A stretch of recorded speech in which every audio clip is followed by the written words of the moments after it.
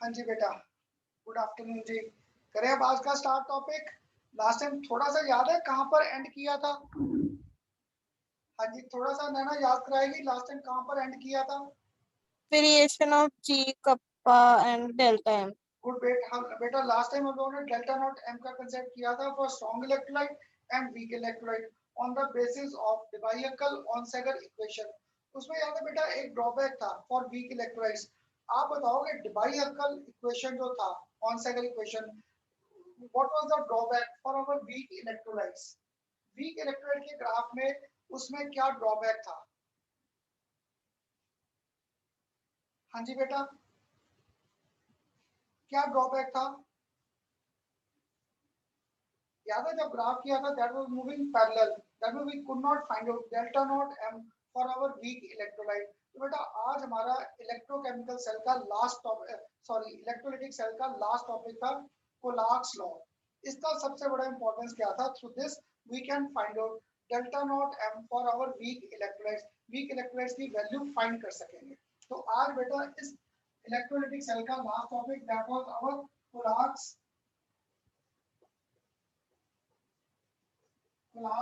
Law.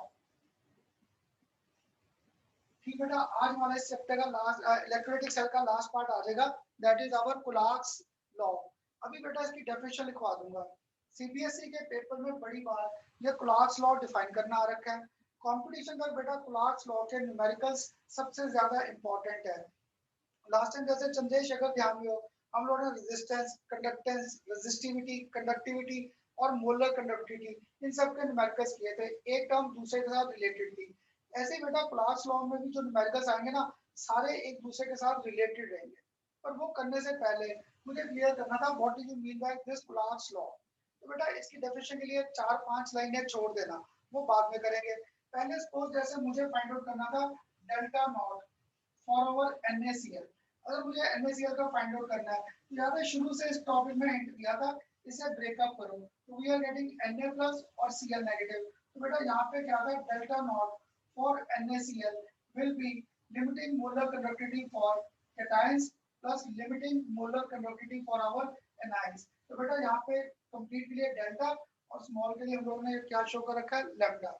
अभी भी अगर किसी को डाउट है, सपोज मेरे पास कैल्शियम क्लोराइड है, इसमें मुझे टूट कर दिया कैल्शियम आयंस और साथ में क्या दिया Cl नेगेटिव। तो इसका delta infinity for our calcium chloride will be lambda naught. ये फॉर कैटायंस, कैटायन इसके फुल में लिख दिया कैल्शियम प्लस 2, साथ में लैम्डा नॉट क्या आ गया Cl नेगेटिव। इसके कितने आयंस थे? 2। तो बेटा आपका सीबीएसई और कंपटीशन में सबसे कॉमन क्वेश्चन आ रखा है कि write down expressions for delta not calcium chloride in terms of cations and anions involved in it according to this Coulom's law। तो अब बेटा यहाँ से मुझे Coulom's law डिफाइन करना आसान हो गया। Limiting molar conductivities of cations and anions generated from one molecular formula, from one chemical formula of our given electrolyte is known as Coulom's law। Clear कि जब हमारे पास क्या था, इन सारी limiting molar conductivities of cations and anions and multiplied by the number of cations and number of anions generated from one formula of chemical compound that is known as our Coulom's law। तो इस law ने क्या कहा, हर cation और anion जो है, हर cation और एनायन कंट्रीब्यूट करेगा to find total limiting molar conductivity of our given electrolyte. अब बताओ बेटा कुलास लॉ का थोड़ा सा इंट्रोडक्शन, बस अभी मैंने कोई एग्जांपल्स नहीं कंसीडर किए, सिर्फ इसका एक इंट्रोडक्शन क्लियर हुआ कि कैसे लिख रहा था एक्सप्रेशंस। हाँ जी बेटा, Yes, sir. Yes, sir. सबको सबको Yes, sir. Yes, sir. सबको क्लियर? चलो गुड, अगर यहाँ तक क्लियर था। हाँ जी निकुंज कर लिया ज्वाइन? निकुंज लेट कैसे हो गया बेटा? सर नेटवर्क इशू था। अच्छा अच्छा अच्छा, चल कोई बात नहीं, कोई बात नहीं। चलो अब बेटा अगर यहाँ तक क्लियर था तो इसका ना पेपर में हमारे पास सबसे आसान क्वेश्चन जो आ रखा है। अब ऐसा करना, एक केस मैं कराता हूँ फिर एक आप करना। अब मुझे बताओ ये मुझे टूट कर क्या देगा, Al2SO4 थ्राइस, ये क्या देगा टूट कर? हाँ जी बेटा 3Al. गुड। एल्यूमिनियम पे चार्ज यहाँ पर क्या आ गया, 3 इधर चला गया तो 3 पॉजिटिव, साथ में SO4 पे चार Two negative. 2 minus good. तो एल्यूमिनियम के कितने आए थे बेटा 2 और सल्फेट के कितने थे 3। क्लियर।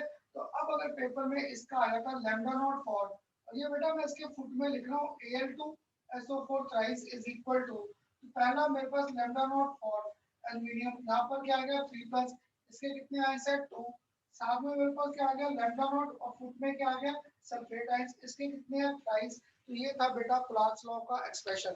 तो क्या था, each cation and anion limiting molar conductivities of each cation and anion contribute to find the total molar conductivity of our given electrolyte। और इसमें बस क्या था multiply by number of ions generated from one formula of given electrolyte। Clear. तो बेटा CBSE और competition में पहला आसान क्वेश्चन आ रखा है एक्सप्रेशन लिखो, और सीबीएसई में आ रखा है डिफाइन दिस क्लार्क्स लॉ। तो बेटा लिखा तो क्लार्क्स लॉ है, इसके स्पेलिंग याद मत करो, ये तो पेपर में मैं आपको दूंगा डिफाइन दिस लॉ। ठीक। अब अगर बेटा यहाँ तक क्लियर है तो एक आप स्टूडेंट्स ट्राई करोगे, अगर मैंने आपको यहाँ पर आराम से लिखना, फिर मैं कॉपीज तो देखो अब आपकी चेक नहीं कर सकता, तो यहाँ पर मेरे पास है ax और साथ में क्या है by, इसलिए मैंने इस एग्जांपल को रब नहीं किया। तुम्हारा बेटा सीबीएसई और कंपटीशन में सबसे कॉमन ये आ रखा है, right Clarks law expression for this electrolyte ax और by। इसे अब आप ट्राई करो, इसे आप ट्राई करो ax by। सॉरी मैंने बिना पूछे रब कर दिया, लिख लिया था या लिख दूं दोबारा से? लिख लिया था। लिख लिया था या रब? हाँ जी बता दो बेटा, लिख नोट डाउन कर लिया था नीचे? Yes, sir. Yes, sir. चलो गुड बेटा।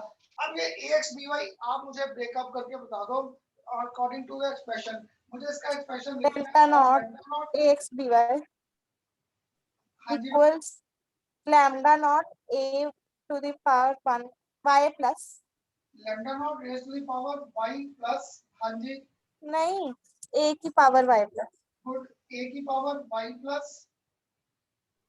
plus lambda naught b की पावर x minus। चलो ये लिख दिया। साथ में इसके बेटा आयंस भी थे, इसके आयंस क्या थे मेरे पास x और इसके आयंस मेरे पास क्या थे y। ठीक, जिसे अभी भी मुश्किल लग रहा था, याद है आपको शुरू से कहता था a है तो इसमें 4 क्या आ गया y प्लस, साथ में b है तो इसमें 4 क्या आ गया x माइनस, इसके x है और इसके मेरे पास क्या है y। क्लियर। तो बेटा ये आपका सबसे कॉमन क्वेश्चन आ रखा है according to our Kohlrausch's law. तो x और lambda not a y plus और y lambda not b x minus. ये बेटा लैम्डा मेरा क्लियर हो रहा है, ये ऐसे है साइन, ये है, और इसके फुट में मैंने लिख दिया एल्युमिनियम 3 प्लस, कितने आए सर ट्वाइस। ये था बेटा पूरा एक्सप्रेशन इसका लिखने का। अब बताओ बेटा सबको पहले सिंपल एक क्लार्क्स लॉ क्लियर हुआ मेरे साथ? Yes, sir. क्लियर। चलो गुड, लिखवा दूं एक बड़ी सी definition, what do you mean by this Kohlrausch law? लिख लो बेटा, this law states that, Kohlrausch law, this law states that limiting molar conductivity, this law states that limiting molar conductivity of an electrolyte, limiting molar conductivity of an electrolyte is the sum of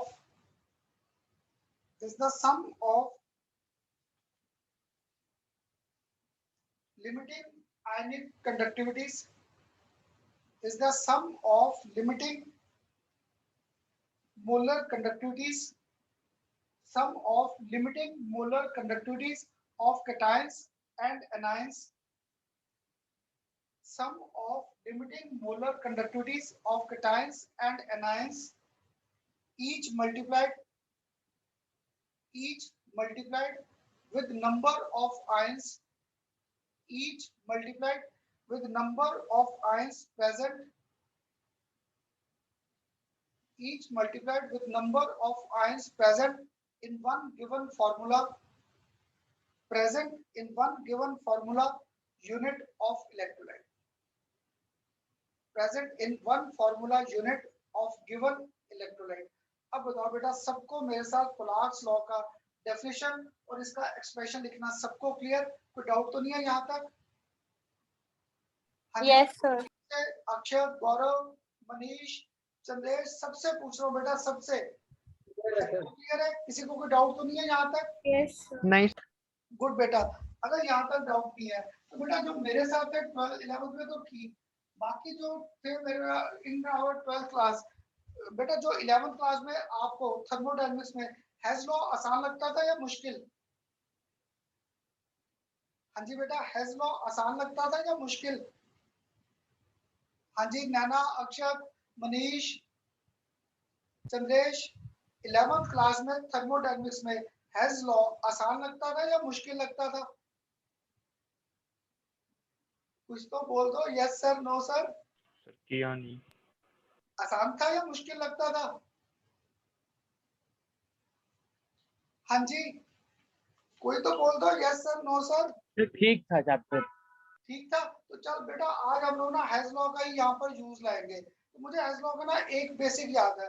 hedge law का basic हमारे पास क्या था बेटा, कि reaction को एक step में करो या रिएक्शन को 3 स्टेप्स में करो, 2 स्टेप्स में करो, हर बार जो एनर्जी चेंज था that was same, whether we follow path 1 or whether we follow path 2 through different type of reactions, the amount of energy change taking place during the reaction that was same। यही concept बेटा हम लोग यहाँ पर ना class law में use लाएंगे। तो आज हमारे पास नेक्स्ट टॉपिक था, what are the basic applications of this law. तो बेटा किसी भी पेपर में आपको ये एप्लीकेशंस फाइंड करनी नहीं आती, व्हाट आर द एप्लीकेशन, ये कभी नहीं आया, इनके बेस पे न्यूमेरिकल्स आता है। तो देखो पहली एप्लीकेशन इसका आसान था, we could find out delta not m for weak electrolytes, we can find out value for weak electrolytes, clear कि मैं यहाँ पर डेल्टा नॉट एम फाइंड कर सकता था फॉर आवर वीक इलेक्ट्रोलाइट्स। कैसे बेटा, ये सिंपल सा कंसेप्ट था।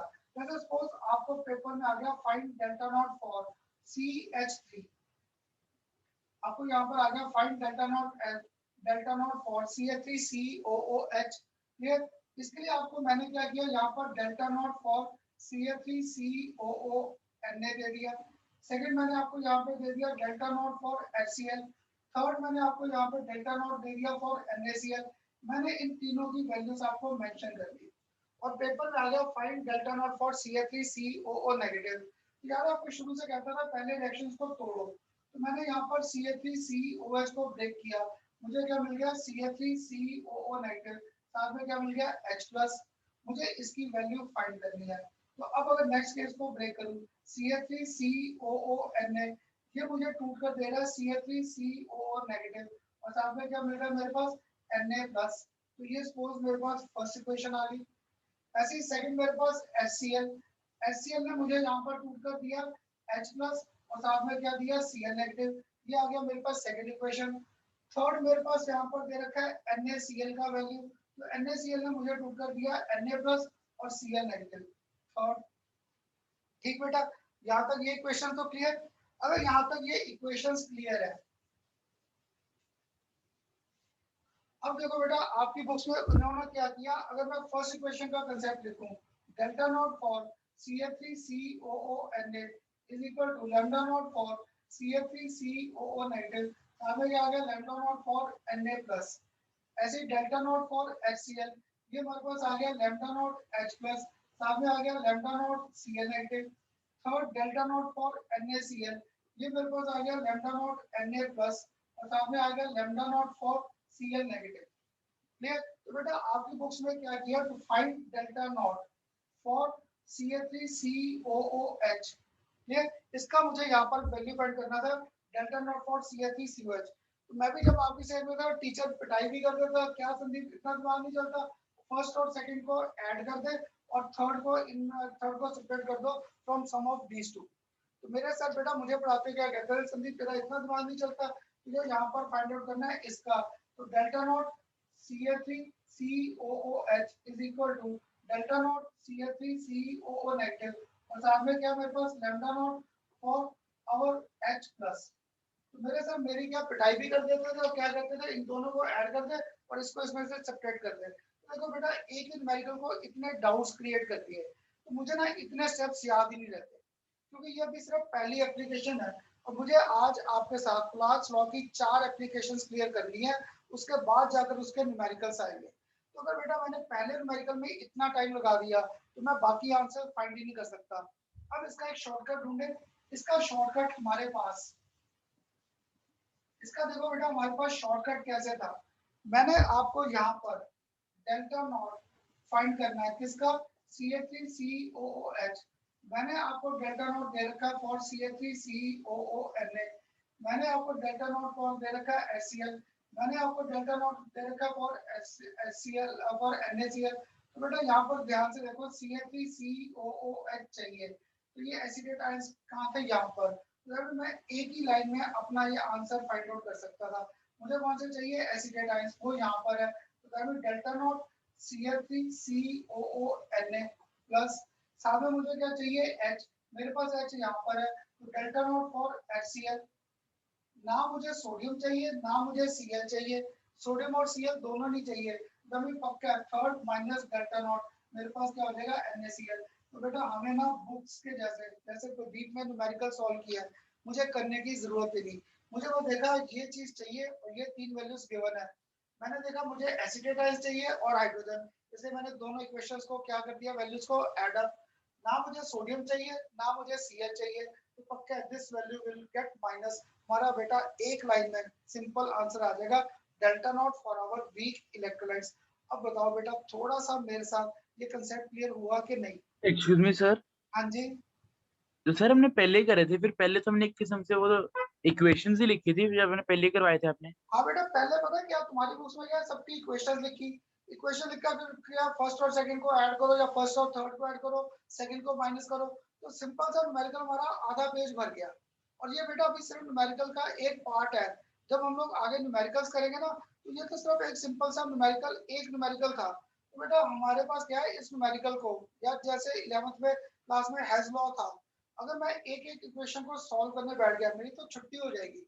तो बेस्ट है, जो चीज तुम्हें चाहिए उसे लिखो यहाँ पर, और जो गिवन है उसमें देखा एसिड में गिवन है और हाइड्रोजन दोनों को ऐड कर दिया। ना मुझे सोडियम चाहिए ना मुझे Cl चाहिए, तो उस वैल्यू को यहाँ पर हम लोगों ने क्या कर दिया, जस्ट माइनस कर दिया। इससे बेटा हमारे आंसर फाइंड करने आसान हो गए। ठीक, हाँ जी, क्लियर हुआ बेटा कि नहीं। तो सर जैसे लेमडा नॉट CH3CONA है, तो अभी हाँ हमें जी, इसी ब्रेक डाउन करना पड़ेगा इसी में अभी। ना बेटा इसका तुझे ना पेपर में ब्रेकअप शो करने की जरूरत नहीं तो टाइम बड़ा खराब होगा।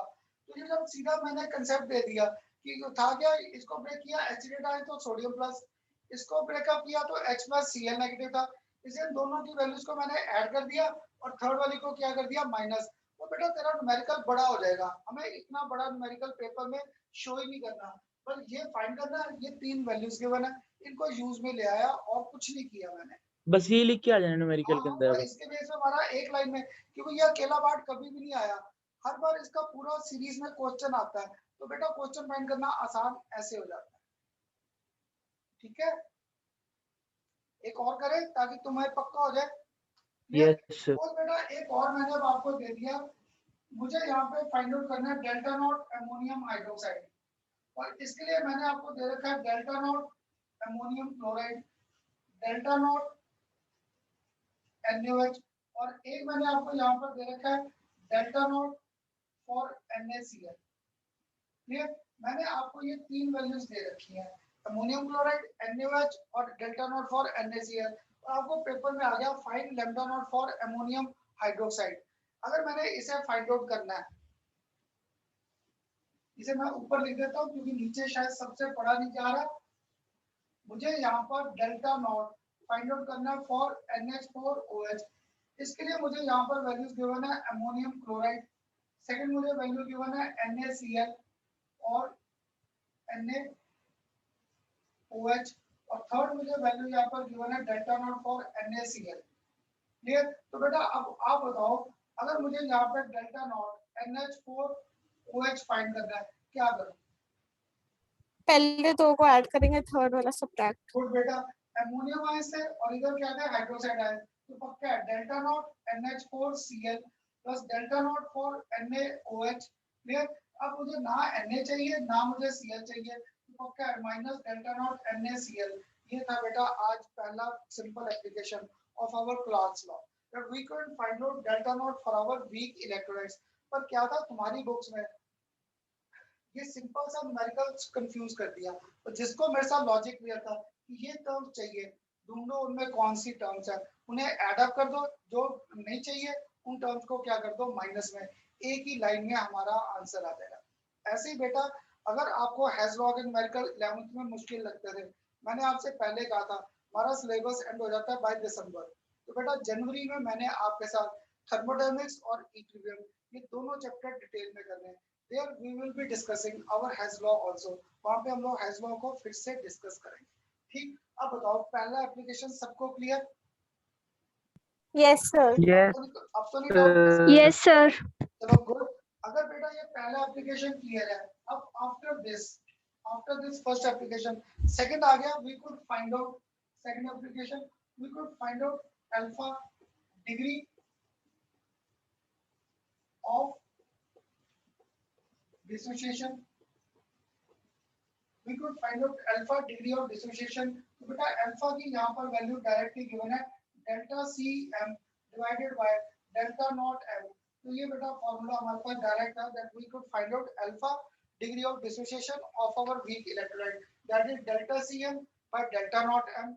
थर्ड एप्लीकेशन आ गया, we could find out value of dissociation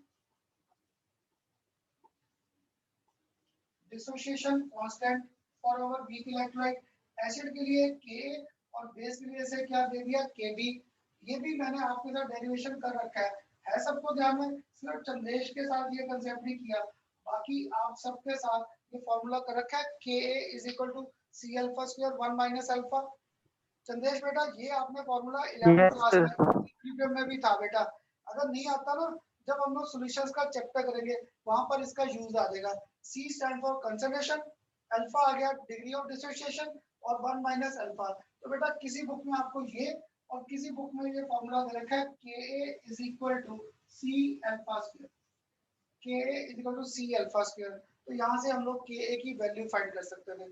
अब देख रहे हो तीनों एप्लीकेशंस आपस में रिलेटेड आ गई, तीनों कैलकुलेशंस आपस में रिलेटेड आ गई। कैसे?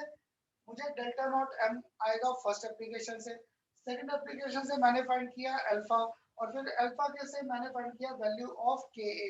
तो अगर बेटा मैंने आपको कंपटीशन में सिर्फ कह दिया फाइंड Ka, तो मैंने पूरा क्लास लॉ नहीं पूछ लिया, क्योंकि Ka के लिए मुझे क्या चाहिए अल्फा, अल्फा के लिए मुझे क्या चाहिए डेल्टा नॉट एम।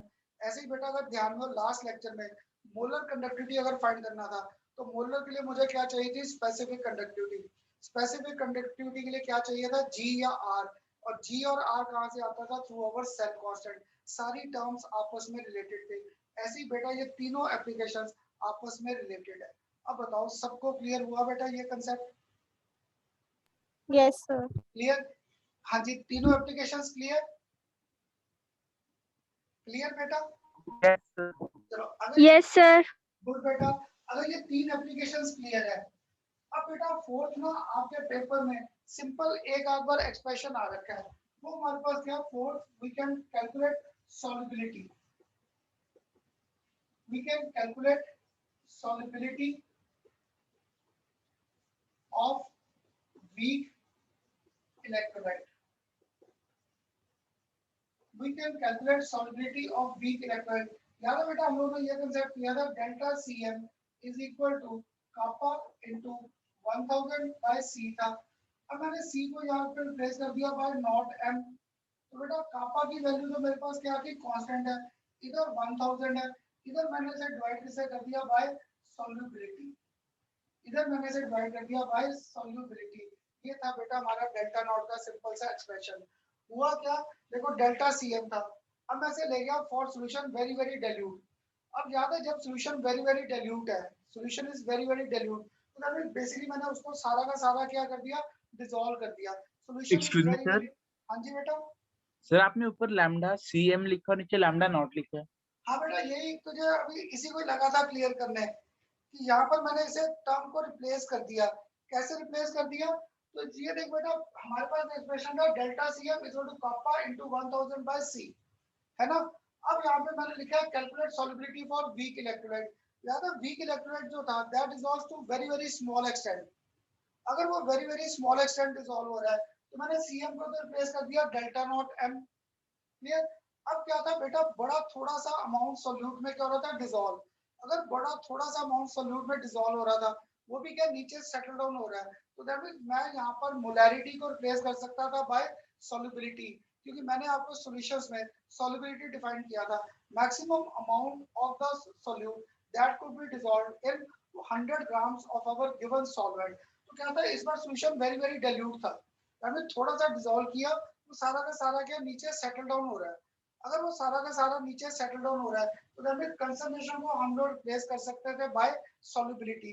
इसको हम लोग सॉल्युबिलिटी से रिप्लेस कर सकते थे। और यहाँ पर वीक इलेक्ट्रोलाइट्स को ना मैंने थोड़ा सा चेंज कर दिया of sparingly soluble salts, sparingly soluble salts। तो बेटा sparingly soluble salts बेसिकली हमारे पास क्या होता है, हैवी सॉल्ट्स। कैसे, इसका सबसे कॉमन एग्जांपल हमारे पास है लेड सल्फेट, दूसरा हमारे पास कॉमन एग्जांपल इसका आ जाता है बेरियम सल्फेट। तो ये दोनों सॉल्ट्स क्या थे, हैवी थे। तो बेटा मैंने आधा ग्राम डिसॉल्व किया, वही आधा ग्राम का नीचे सेटल डाउन हो गया। अगर वही आधा ग्राम नीचे सेटल डाउन हो रहा है तो दैट मैं कंसंट्रेशन को रिप्लेस कर सकता हूँ सॉल्युबिलिटी के साथ, और डेल्टा सीएम को रिप्लेस कर सकता हूँ by delta not M. So we can find out solubility of our sparingly soluble salts making use of this equation। Clear. बस मैंने यहाँ पर कंसंट्रेशन को रिप्लेस कर दिया बाय सॉल्युबिलिटी और डेल्टा सीएम को रिप्लेस कर दिया बाय डेल्टा नॉट एम। क्यों, मेरे पास लॉजिक था, लेड सल्फेट का मैंने आधा ग्राम डिसॉल्व किया था, आधा ग्राम भी सारा सोल्यूशन में नहीं रहा, उसमें से कुछ अमाउंट का नीचे सेटल डाउन हो गया। तो चाहे मैं सॉल्युबिलिटी बोलूं चाहे मैं बोलूं उसका molarity, means one and same thing. पर थोड़ा सा सॉल्ट डिसॉल्व हुआ था सॉल्यूशन में, तो we are talking in terms of limiting molar conductivity. Clear. अब बताओ बेटा, सबको क्लियर हुआ how these terms have been replaced? हाँ जी बेटा, Yes, सबको sir. क्लियर हुआ? डेल्टा सीएम सर को जो डेल्टा फिर नॉट, नीचे वाली टर्म बनी है वो हाँ जी हैवी सॉल्ट के लिए बनी है। क्या बेटा? नीचे वाली टर्म, जो नीचे वाला फॉर्मूला है वो हैवी सॉल्ट्स के लिए एप्लीकेबल होगा। हाँ, ये सिर्फ एक के लिए for sparingly soluble, sparingly soluble salts बोल दो या हैवी सॉल्ट्स बोल दो, वन एंड सेम थिंग। और तो इसके सर फिर बेटा दो ऊपर वाले के फॉर्मूले अंदर, थे। तो हाँ ऊपर जी, वाले के अंदर सी को क्या पुट करते हैं, सी भी कंसंट्रेशन है ऊपर। हाँ बेटा ये फॉर्मूला हमारा जनरल था, है ना, ये फॉर्मूला जनरल था। अब यहाँ पे मैंने सॉल्युबिलिटी एक स्पेसिफिक केस कर दिया, स्पेरिंगली सॉल्युबल सॉल्ट। याद है बेटा, जब शुगर का एग्जांपल देता था, मेरे पास ग्लास ऑफ वाटर है, तो मैंने 1 ग्राम 2 ग्राम 3 4 5 6 ग्राम शुगर ऐड करता गया, वो सारी सॉल्यूशन में डिसॉल्व होती गई। पर जैसे मैंने 10th gram of sugar add किया, दैट गेट्स सेटल्ड डाउन, तो that was our solubility. Clear. पर बेटा जब मैं हैवी सॉल्ट पे गया, मैंने 1 ग्राम सॉल्ट अभी डिसॉल्व किया था, हुआ क्या, वो 1 ग्राम भी सॉल्यूशन में नहीं रहा, वही 1 ग्राम में से आधा ग्राम नीचे सेटल हो गया। तो जब 1 ग्राम का आधा ग्राम नीचे सेटल हो गया, तो यहाँ पर चाहे मैं बोल दूं मोलैरिटी चाहे मैं बोल दूं solubility, means one and same thing, because this were heavy salt, तो इसका इक्विलिब्रियम जल्दी अटेन हो गया, इक्विलिब्रियम जल्दी, क्योंकि ग्रेविटी के बेस में ये नीचे सेटल डाउन हो गया।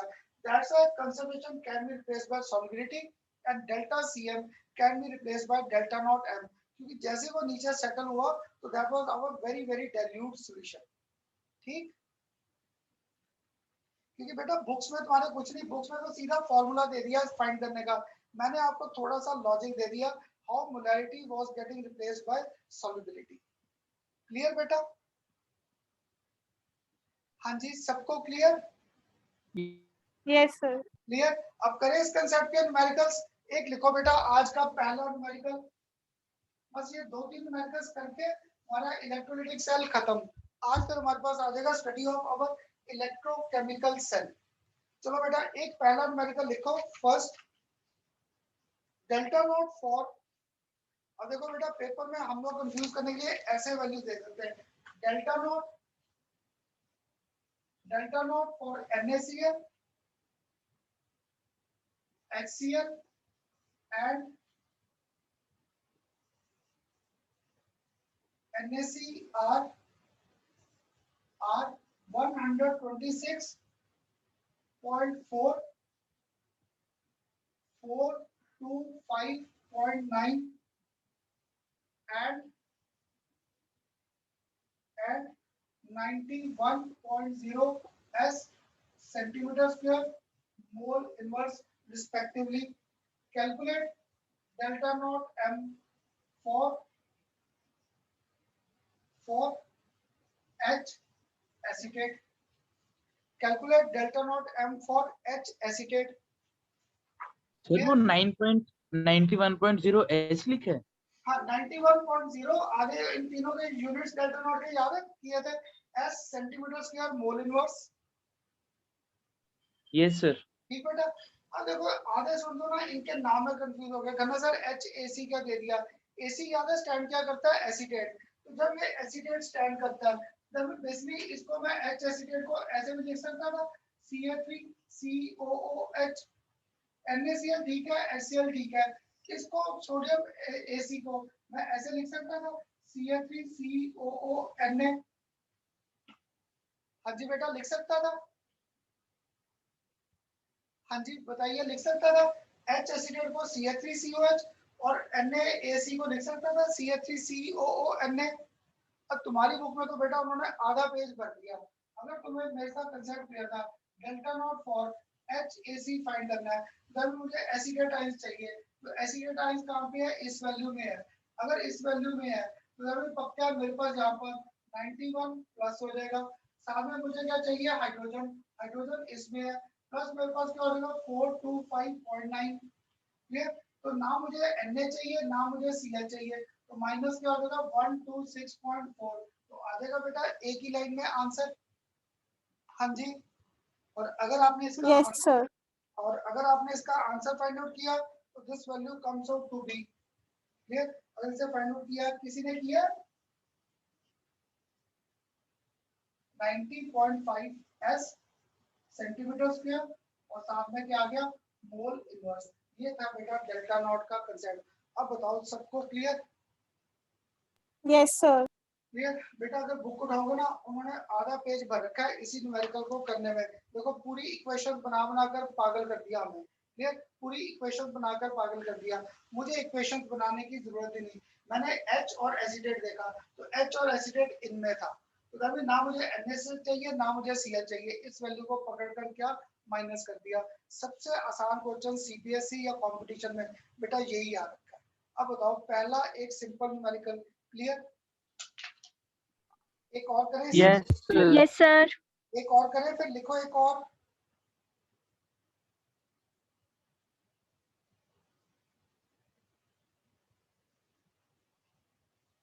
चलो बेटा एक और लिखो। अब इसका मेथड आप बताना मुझे।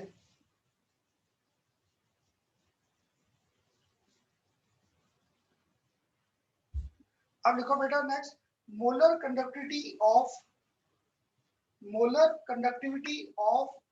0.025 moles per litre methanoic acid. Methanoic acid याद है HCOOH ये आ जाएगा मिथेनोइक एसिड। क्लियर। अगर बेटा ये फॉर्मूले मुश्किल लगते हैं जब हम लोग ऑर्गेनिक करेंगे हमारा पहले 2 लेक्चर्स 11th की रिवीजन पे ही है तो वहां पे हम लोग ऐसे फॉर्मूले क्लियर करेंगे। Of methanoic acid is 46.1 s centimetre square mole inverse. Repeat कर दूं क्वेश्चन यहाँ तक या क्लियर। हाँ जी बेटा रिपीट कर दूं या लिख लिया सबने बोल दो यस सर नो सर लिख लिया सबने। हाँ जी नोट डाउन कर लिया। रिपीट कर दो एक बार। तभी मैंने पूछा है the molar conductivity of 0.025 moles per liter methanoic acid is 46.1 s centimetre square mole inverse. और इस बार बेटा आपको दो चीजें आ गई। अब आप बताओ इनसे मैंने क्या क्या नाम दिए थे एक अल्फा और एक के। तो मींस क्या फाइंड करने के लिए कह दिया। Sir, question repeat कर दो आवाज कट रही थी। अच्छा क्या तेरे नेट वीक हो गया था। हो सकता है सर। हाँ चल लिख ले the molar conductivity of 0.025 moles per liter methanoic acid 0.025 moles per liter methanoic acid is 46.1 s centimetre square mole inverse. Calculate. अब बेटा मैंने अल्फा और के ए फाइंड करना है। अल्फा को क्या नाम दे रखा है? क्या था अल्फा? बोलो। Degree of dissociation sir. Degree of dissociation. और के ए क्या था? Dissociation constant for weak acid. Given इसमें बेटा हमें गिवन क्या है? Lambda nought H plus is equal to, इसकी वैल्यू हमें गिवन है 349.6 S centimetre square mole inverse. और लैम्डा नॉट सेकंड हमें दे रखा है HCOO negative is equal to, इसकी वैल्यू गिवन है 54.6 S centimetre square mole inverse. Clear? ये वैल्यूज बेटा हमें गिवन है। अब देखो मुझे नहीं पता बुक में कैसे फाइंड किया है, मुझे पहले फाइंड क्या करना है? Alpha. Alpha is equal to क्या था? Delta C M by delta not M. और के ए हमारे पास क्या था? सी अल्फा स्क्वायर और 1 माइनस अल्फा। तो बेटा तुम लोग बताओगे यहाँ पर ये वैल्यू गिवन है हमें? हाँ जी बेटा गिवन है ये वैल्यू। पढ़ो क्वेश्चन को। सर पहले हम अल्फा निकाल लेंगे ना। नहीं कैसे डेल्टा निकालेंगे? मुझे नहीं आ रहा। जो डेल्टा नॉट एम है वो इन दोनों का ऐड कर देंगे ना। HCO negative plus H plus delta naught HCO negative बेटा plus delta naught H plus कुछ मैंने इससे H डेल्टा प्लस और नॉट ये M दे आ रखा है, जाएगा। यहाँ से डेल्टा नॉट एम आ जाएगा। और ये दिया बेटा डेल्टा सी एम। ये सर 46.1। गुड। अब मेरा क्वेश्चन समझ आया, इसलिए मैं क्वेश्चन बार बार पढ़ रहा था। मैंने क्वेश्चन दिया था मोलर कंडक्टिविटी ऑफ 0.025 मोलर पर लीटर मिथेनोइक एसिड इज, तभी ये molar conductivity delta CM given था। तो तभी यहाँ पर अल्फा, अब तुम्हारे साथ थोड़ा सा टाइम सेव कर लूं, डेल्टा सीएम की वैल्यू क्या है? 46.1 और नीचे मेरे पास क्या आ जाएगा? 349.6 प्लस 54.6। तो यहाँ पर अगर आपने अल्फा फाइंड आउट किया, this comes out to be, clear? तो बेटा अगर यहाँ पे अल्फा फाइंड किया, इसकी वैल्यू आ जाएगी 0.1140, 0.1140। अब ये आ गया। अब आगे क्या था? के क्या था? सी अल्फा स्क्वायर और 1 माइनस अल्फा। तो ये मेरे पास 0.1140 तो क्या आ गया? स्क्वायर। और सी की वैल्यू में क्या गिवन है यहाँ पर? 0.025। नीचे मेरे को 1 माइनस 0.1140। ये बेटा नीचे करो या ना करो, इससे इतना आंसर में फर्क नहीं आएगा। तो value of K a comes out to be, sorry ये पढ़ा जा रहा है नीचे या रब कर दूं यहाँ से? ठीक है सर। पढ़ा जाएगा तो क्लियर। तो यहाँ पर अगर आपने के ए का फाइंड आउट किया तो के ए का आंसर घूम फिर के आ जाएगा 3.67 into 10⁻⁴ moles per litre. Clear? क्योंकि यहाँ से मुझे देखो के ए के यूनिट्स आ गए, अल्फा डायमेंशन है इसका, सी के यूनिट्स क्या आ गए? Moles per litre. तो के ए के भी यूनिट्स क्या आ गए? Moles per litre. अब बताओ बेटा मेरे साथ आज क्लार्क्स लॉ पूरा क्लियर हुआ या नहीं? Yes sir. हाँ जी बेटा सबको क्लियर है क्लार्क्स लॉ? अब कोई डाउट तो नहीं आएगा क्लार्क्स लॉ में? हाँ जी बेटा सबको क्लियर?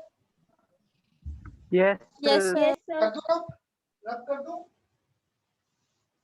बेटा अब आप में से ना एक दो स्टूडेंट ने मुझसे एक कंसेप्ट पूछा था, दैट वाज सर नॉर्मेलिटी का कंसेप्ट। क्लियर? बेटा वैसे अब हमारे कोर्स में ना कैपिटल एम स्मॉल एम और मोल फ्रैक्शन है। नॉर्मेलिटी का अगर न्यूमेरिकल आए तो वो आता है हमारे पास कॉम्पिटिशन्स में। क्लियर? तो बेटा नॉर्मेलिटी ना हम लोगों ने 11th क्लास में भी किया था, तब भी मैं सबको कहता था 12th क्लास में देखेंगे। तो देखो हम लोगों ने यहाँ पे फॉर्मूला कर रखा है delta C M is equal to kappa into 1000 by C. C basically यहाँ पर क्या था? मोलैरिटी। क्लियर? हो सकता है बेटा यहाँ पर अगर मैं आपके साथ डेल्टा इक्विवेलेंट कर देता, क्लियर, मोलर कंडक्टिविटी के बेस पे कर देता, मोलर कंडक्टिविटी के बेस पे कर देता इक्विवेलेंट कंडक्टिविटी। तो बेटा अगर यहाँ पे मैं इक्विवेलेंट कंडक्टिविटी कर देता, यहाँ पर इक्विवेलेंट कंडक्टिविटी, तो यहाँ पर कापा तो रहा, इधर 1000 भी रहा, इधर नॉर्मेलिटी मोलैरिटी के बेस पे हमारे पास क्या आ जाएगा? बस नॉर्मेलिटी। यहाँ पर हमारे पास आ जाएगा नॉर्मेलिटी। ये बेटा सीबीएसई में नहीं आता इक्विवेलेंट का कंसेप्ट, ये न्यूमेरिकल अगर आया तो कंपटीशन में आता है। बस मोलैरिटी को रिप्लेस किससे कर देंगे, नॉर्मैलिटी। तो बेटा यहाँ पे मोलैरिटी की डेफिनेशन अगर याद हो, गिवन मास डिवाइडेड बाय क्या होता था, मोलर मास, इनटू साथ में क्या होता था, इनटू साथ में होता था वॉल्यूम ऑफ सॉल्यूशन, और वॉल्यूम ऑफ सॉल्यूशन अगर क्यूबिक में है तो ऊपर मल्टीप्लाई बाय क्या हो जाता था, 1000। अब बेटा बस नॉर्मैलिटी में यहाँ पर मेरे पास क्या आ जाएगा, W, इधर भी क्या रहा 1000, इधर भी क्या रहा वॉल्यूम ऑफ सॉल्यूशन। बस यहाँ पे मोलर मास को हम लोग रिप्लेस कर देंगे बाय इक्विवेलेंट मास, इसे हम लोग यहाँ पे रिप्लेस कर देंगे बाय इक्विवेलेंट मास। तो इस पेपर में मुझे इक्विवेलेंट मास फाइंड करना आना चाहिए, क्लियर। तो बेटा इक्विवेलेंट मास का सिंपल सा कंसेप्ट क्या था, अगर मेरे पास HCl है तो HCl मुझे टूट कर क्या दे रहा है, H+ और Cl नेगेटिव, तो इसका मोलर मास HCl का क्या आता था 36.5। अगर मुझे बेटा इसका फाइंड आउट करना है इक्विवेलेंट मास, तो that will B 36.5 clear, divided by number of hydrogen ions liberated, तो क्या था 1, तो इसका इक्विवेलेंट मास भी क्या आ गया 36.5। यही अगर मैं यहाँ पर आपके साथ कर देता H2SO4, तो H2SO4 टूट कर दे रहा है ट्वाइस H+ और साथ में SO4 2-, तो इसका मोलर मास तो हमें ध्यान में है क्या था मेरे पास 98। तो अब इसका equivalent mass of this H2SO4 वो क्या आ जाएगा 98 divided by number of hydrogen ions being liberated, तो क्या था 2, तो ये घूम करके क्या आ गया 49। ये था बेटा इक्विवेलेंट मास फाइंड करने का सिंपल सा कंसेप्ट। पहले ये बताओ यहाँ तक इक्विवेलेंट मास फाइंड करना सबको क्लियर हुआ? हाँ जी बेटा, Yes, sir. Clear, Yes, sir. Equivalent mass find करना क्लियर है। तो ऐसा करो आप मुझे करा दो equivalent mass of aluminium hydroxide. अब मुझे एल्युमिनियम हाइड्रोक्साइड का इक्विवेलेंट मास बता दो। एल्युमिनियम का 27 है, ऑक्सीजन का 16 है और हाइड्रोजन का 1 है। तो आप बेटा मुझे इसका equivalent mass of this aluminium hydroxide बता दो, करो ट्राई। AlOH थ्राइस का मुझे इक्विवेलेंट मास बता दो।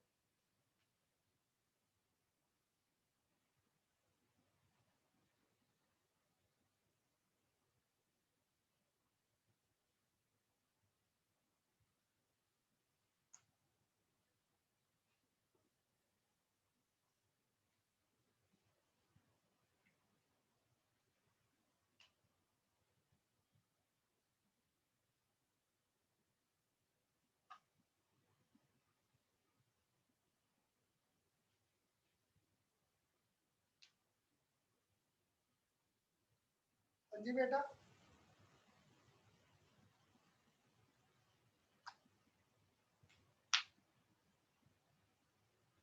हाँ जी, इतना टाइम तो नहीं लगेगा। क्या आ जाएगा answer, equivalent mass of aluminium Sir, hydroxide 26. 26. 3 to the, हाँ गुड बेटा, अगर 26 कह रहे थे क्योंकि देखो इन सबका अगर ऐड अप करें 78 आ गया। हाँ जी 78 आ गया। Yes, sir. इतने हाइड्रोक्साइड आयंस 3 है, तो 78 को डिवाइड बाय 3 कर दिया तो घूम के 26 आ गया। बेटा ये केस हमारे पास क्या था, आसान। अगर मैं आपको यहाँ पर अब जो हम लोगों ने 12th क्लास में केस किया, अगर मैं 12th क्लास के केस पे आपको सर यहाँ नोट पर, करने देते सर, हाँ जी नोट करने देते सर। ये मैं फिर लिख देता हूँ तुझे, ये ले AlOH थ्राइस, ठीक है बेटा। एल्युमिनियम का 27, इसका 16 और इसका क्या था 1, सारा ऐड अप कर दिया क्या आ गया 78। तो इसका इक्विवेलेंट मास पक्का है मेरे पास 78 divided by number of hydroxide ions liberated 3, तो क्या आ गया घूम फिर कर 26। ठीक बेटा, हाँ जी वैभव, यस सर। क्लियर। अगर बेटा यहाँ पे ये क्लियर है तो अब आ जाओ इसके बाद, क्लियर। इसके बाद अब मैंने अगर आपको दिया MnO4-, इसको मैंने कन्वर्ट किया मैंगनीज +2 और आपको आ गया find equivalent mass of manganese. अब यहाँ पे आ गया find equivalent mass of manganese. Manganese का बेटा एटॉमिक मास क्या था 55, क्लियर। तो देखो बेटा यहाँ पे तो दूर दूर तक हाइड्रोजन और हाइड्रोक्साइड आयंस ही नहीं है, तो हमारे पास क्या था, मोलर मास को डिवाइड करो number of electron being lost या number of electrons being gained.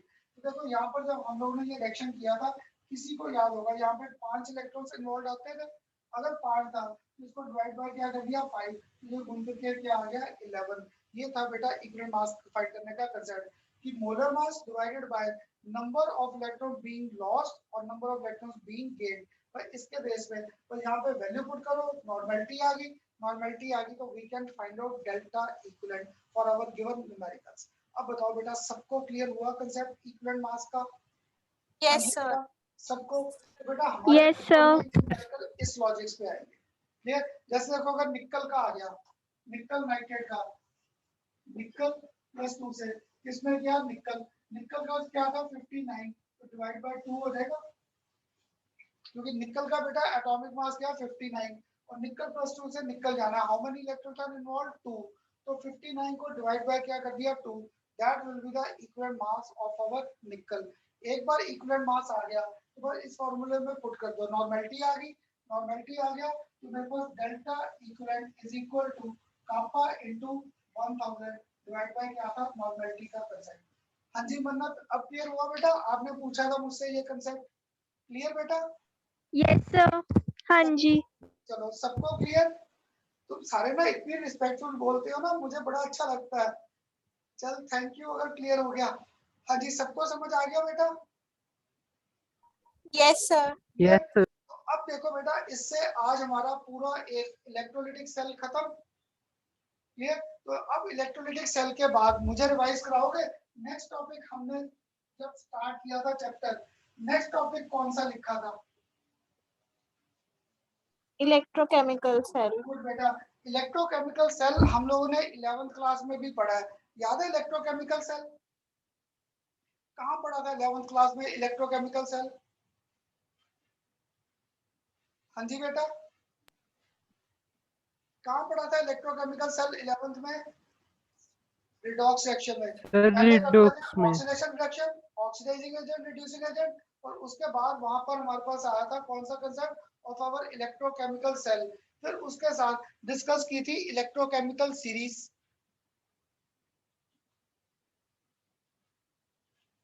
याद है बेटा? साथ में वहां पर फिर हमारे पास आई थी इलेक्ट्रोकेमिकल सीरीज। तो बेटा आज मुझे आपके साथ working of our electrochemical cell, आज हमारा 11th क्लास का रिवीजन का ही कंसेप्ट था। तो बेटा अभी भी आपके सीबीएसई में बड़ा आसान क्वेश्चन आ रखा है, discuss working of electrochemical cell या discuss working of electrolytic cell. नहीं तो कंपटीशन तक इसमें आखिर में जाकर आएगा नॉइस इक्वेशन, इसके न्यूमेरिकल्स इंपॉर्टेंट है। एक और बेटा, आज तो नहीं, हमारे नेक्स्ट लेक्चर में शायद न्यूमेरिकल्स आ जाएंगे लॉग के। तो आप सबको लॉग टेबल देखना आता है या should I revise one lecture on the basis of that? करा देना। हाँ, मुझे पहले पता था नैना, तुम सारे बच्चे जो आते हो ना मेरे पास, मेरे लास्ट ईयर वाले भी, उन्हें भी होता सर एक बार रिवाइज करा देना। चलो कोई बात नहीं, हम लोग बेटा आप नेक्स्ट क्लास ना सभी लॉग टेबल लेकर जरूर बैठना साथ में, क्लियर?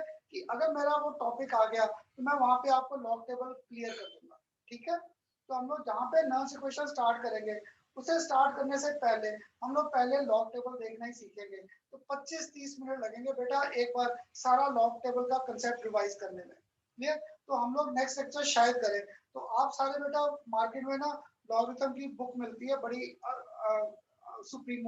सुप्रीम बुक करके है, 10-11 रुपए की है, सारे बुक सेलर्स रखते हैं इस बुक को, अगर उनके पास मिल गया ठीक, नहीं तो सबके पास देखो 14 में तो सबको इतनी मोटी मोटी बुक लानी मुश्किल लगती थी। प्रदीप की बैग पे आपने सबके लॉगरिथम दे रखा है, प्रदीप के बैग पे दे रखा है, आपके फिजिक्स की बुक है उसके पीछे दे रखा है, क्लियर? अगर आप लोगों ने एग्जाम आइडिया वगैरह ले रखा है उनके पीछे लॉग टेबल दे रखा है, काफी जगह लॉग टेबल दे रखा है। तो नेक्स्ट लेक्चर बस आप लॉग टेबल साथ लेकर बैठना, हम लोग उसे भी डिस्कस कर लेंगे अगर मेरा वो टॉपिक आ गया, ठीक बेटा? तो आज आपके साथ डिस्कस करने की वर्किंग ऑफ इलेक्ट्रोकेमिकल सेल। याद है बेटा मैंने इलेक्ट्रोलाइटिक सेल में आपको एक बेसिक दिया था, इलेक्ट्रोलाइटिक सेल में कहा था प्रोसेस क्या था, नॉन स्पॉन्टेनियस। जब मैं इलेक्ट्रिसिटी पास करता था only then reaction was taking place. बेटा ये जो इलेक्ट्रोकेमिकल सेल है this makes use of redox reaction which are spontaneous. ये रिडॉक्स रिएक्शन को यूज करता था जो प्रोसेस क्या था, स्पॉन्टेनियस। रिडॉक्स रिएक्शन में याद है फ्लो ऑफ इलेक्ट्रॉन्स आता है, मैंने फिजिक्स में इतना तो पढ़ रखा है कि अगर मेरे इलेक्ट्रॉन्स इस डायरेक्शन में फ्लो कर रहे हैं तो instantaneous current will flow in opposite direction, तो वहां पे करंट का फ्लो आ जाता है। तो क्या था इलेक्ट्रोकेमिकल सेल में, we make use of our redox reactions and their chemical energy is converted into electrical energy. Instrument used for this conversion chemical energy into electrical energy is known as, उसे हम लोगों ने नाम दे दिया electrochemical cell.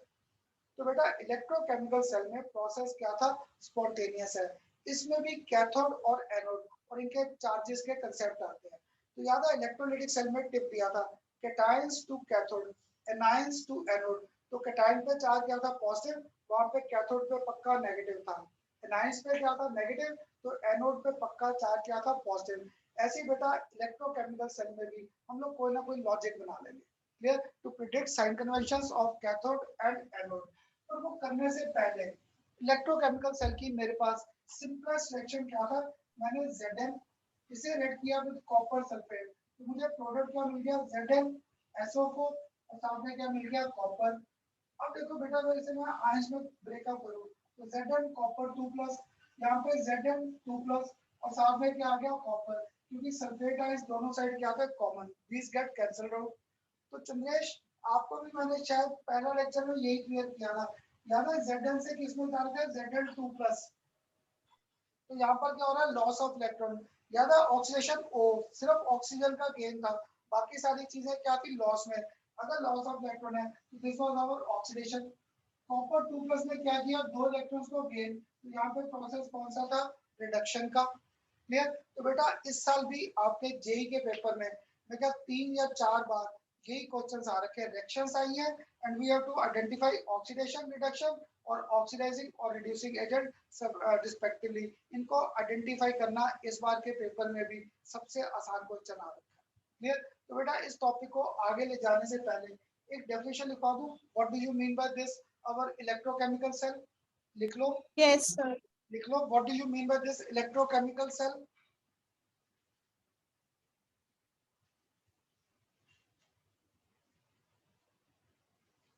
ये बेटा इस section के एग्जांपल पे लिखवा रहा था, zinc reacts with copper sulphate to give us ZnSO4 plus copper, clear. इसके बेस पे तो लिख लो, these reactions are accompanied by release of energy. These reactions are accompanied with the release of energy called chemical energy by suitable arrangement.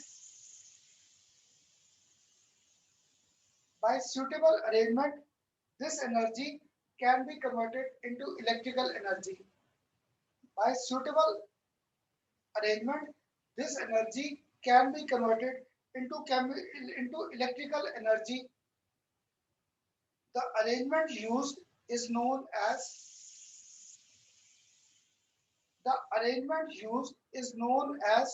electrochemical cell. The arrangement used is known as electrochemical cell. Sir एक बारी पूरी एक बारी बोल दोगे, वो बीच में miss हुआ कहीं पर कुछ। अच्छा बेटा ये मैंने सारी डेफिनेशन खुद बनाई थी, चल फिर दोबारा वर्डिंग शायद चेंज कर दूं। इस सेक्शन के बेस पर था सच टाइप ऑफ रिएक्शंस या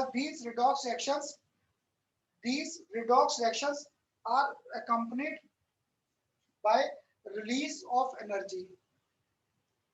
These redox reactions are accompanied by release of energy called chemical energy. By suitable arrangement, this energy can be converted. By suitable arrangement, this energy can be converted into electrical energy. This arrangement is known as electrochemical cell. This arrangement is known as electrochemical cell. तो बेटा आपके ना अभी भी final paper में बड़ा common question आ रखा है, draw diagram for this electrochemical cell and give reaction taking place at cathode anode. या अगर तुम में से किसी को याद हो 11th क्लास में what were the functions of our salt bridge, ऐसे बेटा इनके क्वेश्चंस आ रखे हैं। तो देखो मुझे इनके सॉल्ट ब्रिज के एप्लीकेशंस नहीं आते, मुझे कैथोड और एनोड के रिएक्शन नहीं आते, पर इनके थोड़े से फिगर ड्रॉ करके देखें, फिर प्रेडिक्ट करते हैं how these reactions are taking place. तो बेटा इसके लिए, और इसका भी यार किसी को आ रहा है करना था कोई कॉमन एग्जांपल, हम लोग घरों में जो इन्वर्टर की बैटरीज है, देखा बेटा इन्वर्टर की बैटरी का मैं कुछ नहीं कर रहा, वो अपने आप जब हमारी इलेक्ट्रिसिटी स्विच ऑफ होती है वो अपने आप हमारे घर में इलेक्ट्रिसिटी सप्लाई कर देता है। तो that was making use of this redox reactions. Clear? और हमारे पास वॉचेस में जो सेल्स है, ये जो सेल्स है ये सारे भी कौन से थे? Electrochemical cells. तो देखो बेटा इन सेल में डिफरेंस था, जो मैंने वॉच में यूज किया that was one time use, तो that means these are our primary sales.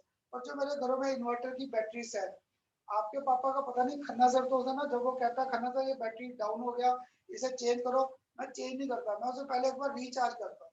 तो जब उसे रिचार्ज कर रहे थे that was our secondary cell. तो बेटा हमारा जो लास्ट लेक्चर आएगा इलेक्ट्रोकेमिकल सेल का, that will be our 3 different types of electrochemical cell, primary, secondary और फ्यूल सेल। वो आपके बेटा सीबीएसई और कंपटीशन में रिएक्शंस आती हैं कैथोड और एनोड पर, वो आएगा लास्ट में जाकर। आज तो सिंपल था working of our electrochemical cell, और आज मैंने आपके साथ इस सेक्शन को कंसीडर करना है ZL, इसको रेड किया copper ions, we get formation of Zn2+ और साथ में क्या आ गया कॉपर। इसलिए बेटा मैंने क्या किया, एक बीकर यहाँ पर, क्लियर, एक बीकर बेटा मैंने यहाँ पर कंसीडर किया, क्लियर, इसमें भी एक इलेक्ट्रोड। बेटा इनको याद करने के ना तुम्हें बड़े लॉजिक दूंगा आखिर में जाकर, एक बार बस मुझे ये टॉपिक खत्म करने देना, इनके बड़े लॉजिक्स पकड़ेंगे ताकि तुम्हें ये रिएक्शन याद करनी आसान हो जाए।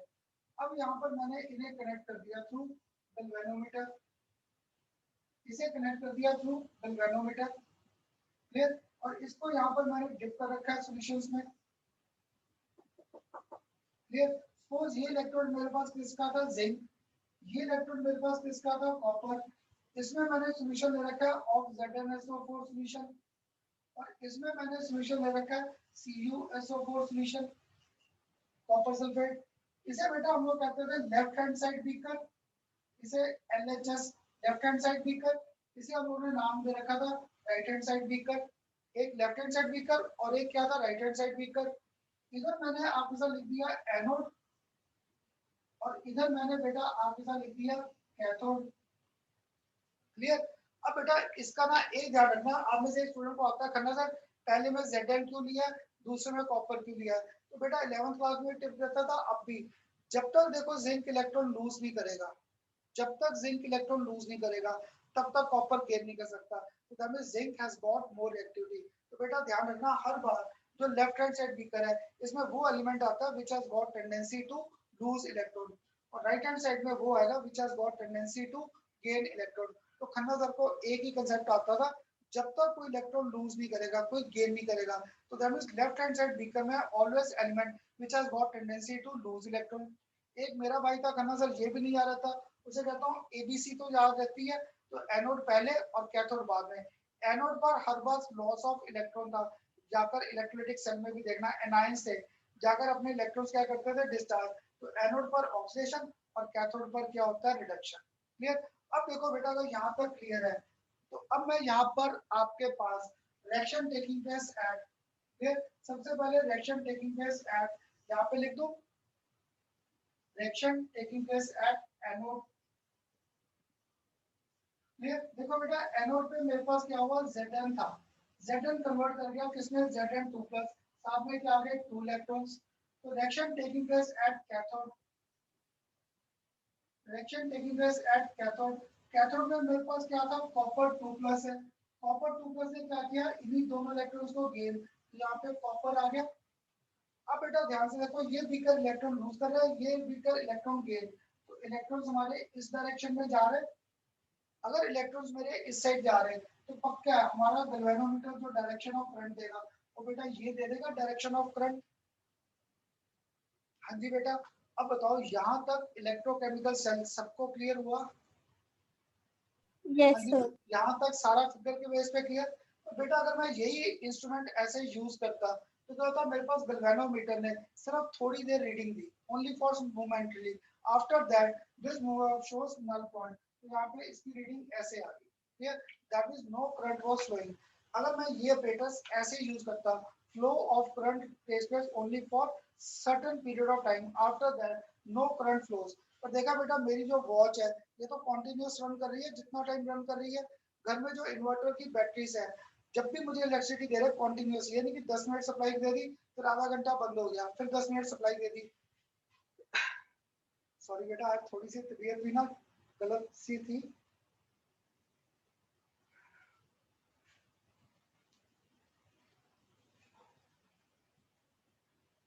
तो बेटा अब देखो यहाँ पर जब तक मुझे इलेक्ट्रिसिटी मिल रही थी कॉन्टिन्यूस मिल रही थी, क्योंकि मैंने अभी तक यहाँ पर सॉल्ट ब्रिज शो नहीं किया था।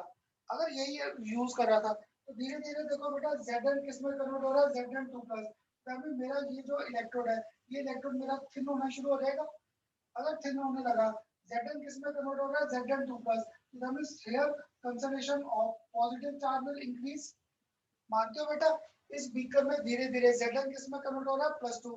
that means concentration of positive charge will increase in this beaker। मानते हो? और इस बीकर में बेटा क्या हो रहा है, कॉपर 2+ जाके डिपॉजिट हो रहा है। अगर यहाँ पे कॉपर 2+ जाकर डिपॉजिट हो रहा है तो पक्का है conservation of negative ions will increase. हाँ जी चंद्रेश, सभी बेटा मानते हो इस बात को कि इस बीकर में पॉजिटिव चार्ज और इस बीकर में नेगेटिव चार्ज बढ़ेगा। हाँ जी चंद्रेश। Yes sir. अब अगर बेटा पॉजिटिव चार्ज बढ़ा तो तुम लोग बताओ ये इलेक्ट्रॉन को अपने में से जाने देगा? No, sir. है ना, क्योंकि अब ये पॉजिटिव हो गया। कहता मैंने भी खाना खाया तो मैं खाना आगे क्यों दूं। कहता मेरे पे पॉजिटिव आ गया तो मुझे खुद नेगेटिव चार्ज चाहिए। इसने अपने इलेक्ट्रॉन्स को आगे जाने नहीं दिया। सपोज इसने गलती से भेज भी दिए, इस बीकर पे कौन सा चार्ज था, नेगेटिव। ऊपर से जो इलेक्ट्रॉन आ रहा है उस पर भी चार्ज क्या, नेगेटिव।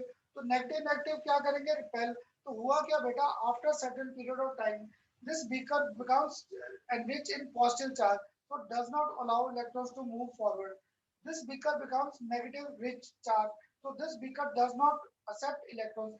इसने इलेक्ट्रॉन देने बंद कर दिए, इसने इलेक्ट्रॉन्स को एक्सेप्ट करना बंद कर दिया, तो फ्लो ऑफ इलेक्ट्रॉन स्टॉप्स।